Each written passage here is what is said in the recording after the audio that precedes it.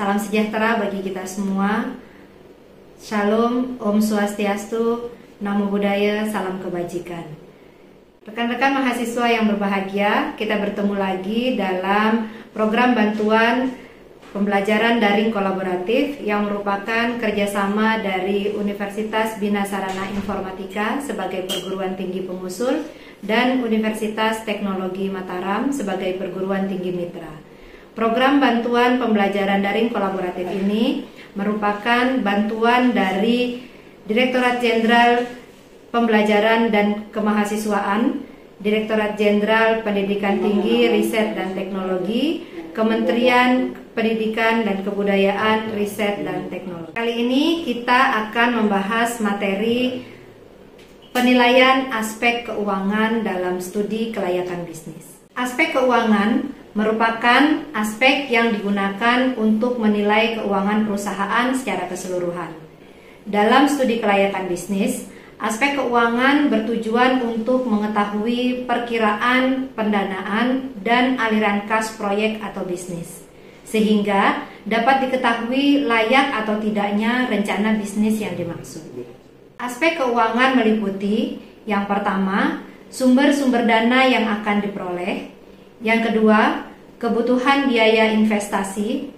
Yang ketiga, estimasi pendapatan dan biaya investasi selama beberapa periode, termasuk jenis-jenis dan jumlah biaya yang dikeluarkan selama umur investasi.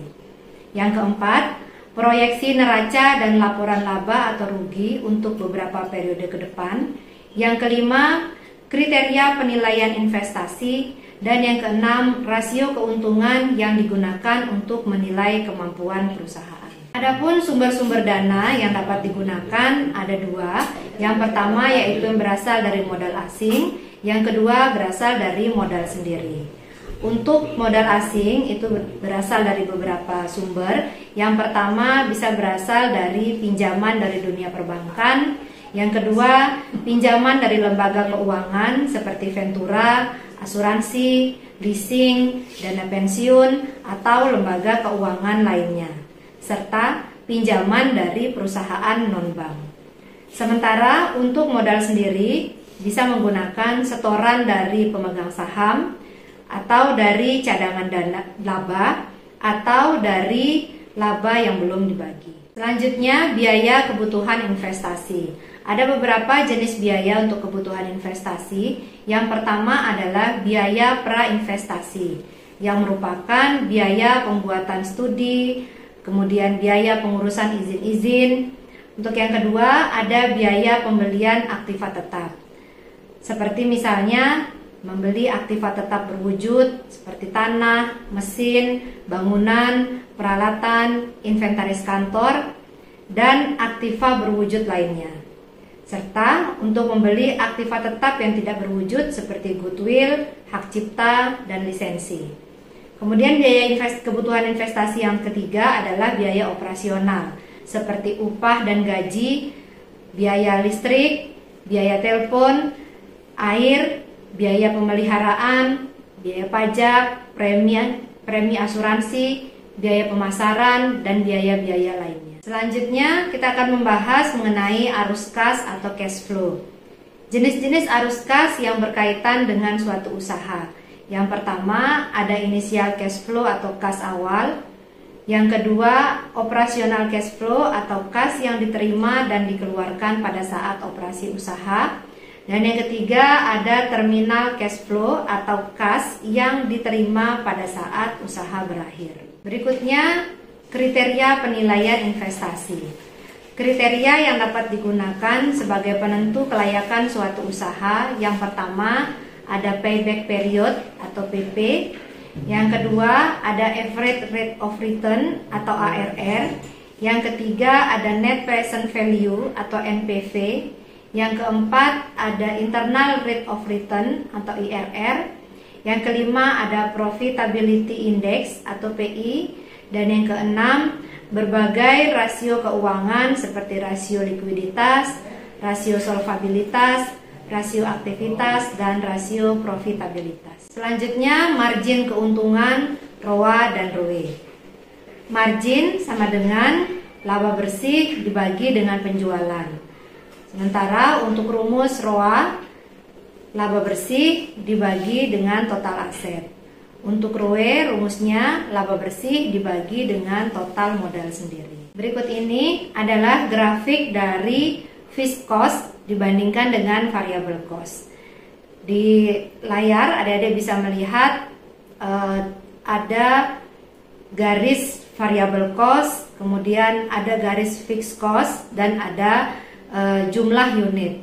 Yang mana fixed cost ini jumlahnya selalu tetap berapapun jumlah unit produksi yang diproduksi. Sementara variable cost itu akan berubah mengikuti jumlah unit yang diproduksi. Sebagai contoh, sebuah perusahaan memiliki biaya sewa. Dan biaya sewa ini jumlahnya tetap berapapun jumlah unit yang diproduksi.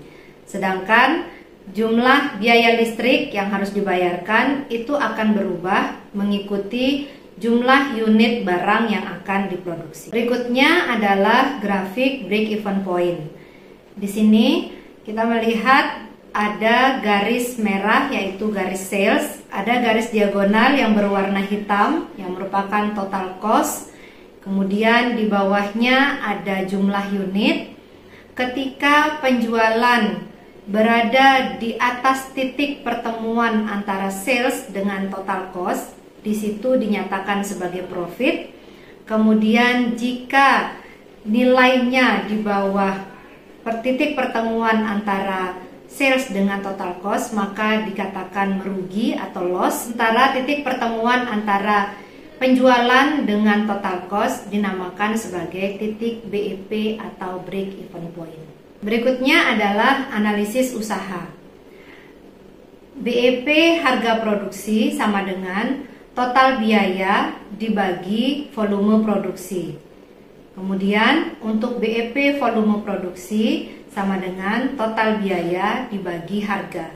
Berikutnya adalah payback period. Payback period ini atau PP digunakan untuk menghitung jangka waktu pengembalian modal, adalah periode yang diperlukan untuk menutup kembali pengeluaran investasi.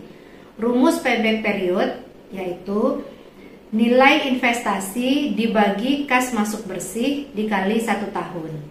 Jika PBP atau payback period lebih pendek waktunya daripada maksimum PBP, maka usulan investasi pertama diterima. Sebagai contoh, payback period tanpa memperhitungkan nilai waktu dari uang. Diskon payback period memperhitungkan nilai waktu dari uang.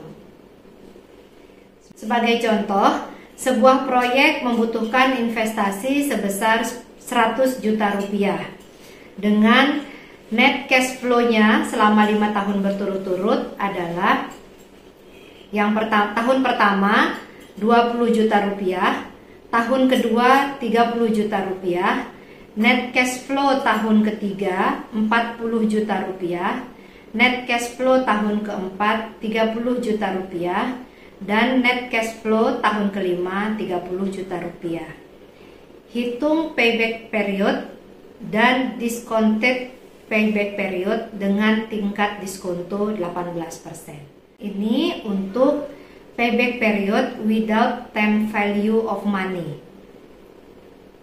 Dalam tabel terdapat tahun pertama sampai dengan tahun kelima dengan net cash flow-nya mulai dari 20 juta rupiah hingga 30 juta rupiah seperti yang tertera pada soal sebelumnya. Dan di kolom sebelahnya adalah kolom the rest of the investment. Kemudian ada angka 10 juta rupiah dibagi dengan 30 juta rupiah dikali 360 hari, didapatkan hasil 120 hari. Sehingga payback periodnya 3 tahun 4 bulan. Dapat disimpulkan bahwa investasi dapat diterima karena payback periodnya lebih kecil dari 5 tahun. Tabel selanjutnya adalah tabel perhitungan dengan menggunakan discounted payback period sebesar 18%. Kita lihat dalam tabel pada tahun pertama dengan net cash flow sebesar 20 juta rupiah dikalikan dengan discounted payback period sebesar 18%, diperoleh hasil present value profitnya sebesar 16.949.000 rupiah. Sampai dengan tahun kelima dengan net cash flow sebesar 30 juta rupiah dengan dikalikan dengan discounted payback period sebesar 18%, diperoleh hasil present value profitnya sebesar 13.113.300 rupiah. Sampai dengan tahun kelima ini tidak dapat mengembalikan nilai investasi sebesar 100 juta rupiah di awal tadi, sehingga dapat disimpulkan bahwa investasi ditolak karena payback periodnya lebih besar dari 5 tahun. Berikutnya adalah net present value atau NPV, menggunakan teknik discounted cash flow untuk mengestimasi nilai waktu dari aliran kas sebuah proyek. NPV menggunakan rumus NPV sama dengan TPV dikurangi investment. Sebagai contoh, sama dengan di atas, artinya menggunakan soal yang ada di atas tadi, hitung NPV dan bagaimana keputusan investasinya. Pada tabel dapat dilihat pada tahun pertama dengan angka net cash flow-nya sebesar 20 juta dikali dengan diskon faktor sebesar 18%, diperoleh hasil present value profitnya sebesar 16.949.000. Sehingga pada tahun kelima dengan net cash flow sebesar 30 juta rupiah dikali dengan diskon faktor sebesar 18%, diperoleh hasil 13.113.300 rupiah. Sehingga diperoleh TPV sebesar atau total present value sebesar 91.426.600 rupiah. Kemudian kita masukkan ke dalam rumus NPV sama dengan TPV dikurangi investment, yaitu total present value dikurangi dengan investment awalnya, diperoleh hasil 91.426.600 rupiah dikurangi dengan 100 juta, diperoleh hasil min 8.574.400 rupiah. Dapat disimpulkan bahwa NPV ini berarti investasi tidak menguntungkan sehingga keputusan investasinya ditolak. Berikutnya adalah neraca. Neraca secara garis besar menggambarkan jumlah harta pada posisi aktiva dan jumlah hutang serta modal ekuitas di posisi pasiva. Aktiva lancar berisi kas, rekening pada bank, deposito berjangka, surat-surat berharga, piutang persediaan yang masih diterima, dan aktiva lainnya. Berikutnya adalah penyertaan. Selanjutnya di neraca juga terdapat aktiva tetap, yaitu berupa aktiva tetap berwujud tanah, mesin, bangunan, peralatan, akumulasi penyusutan, aktiva hak cipta, lisensi, dan merek dagang. Ada juga aktiva lainnya seperti gedung dalam proses, tanah dalam penyelesaian, piutang jangka panjang, utang jaminan, dan uang muka investasi. Sedangkan dalam laporan laba rugi terdapat komponen-komponen yang dalam laporan laba rugi seperti penjualan atau pendapatan, HPP atau harga pokok penjualan, laba kotor, biaya operasional seperti biaya umum, biaya penjualan, biaya sewa, biaya administrasi, laba kotor operasional, penyusutan atau depresiasi, kemudian pendapatan bersih, operasi pendapatan bersih, laba sebelum bunga dan pajak atau EBIT, kemudian ada biaya bunga seperti bunga wesel, bunga bank, bunga hipotek, bunga obligasi, dan bunga lainnya. Serta ada laba sebelum pajak, kemudian laba sesudah pajak, dan laba per lembar saham. Selanjutnya, tugas rekan-rekan mahasiswa adalah untuk mengerjakan soal latihan. Kali ini soal latihannya terdiri dari 5 nomor yang harus dikerjakan secara individu. Demikian, terima kasih.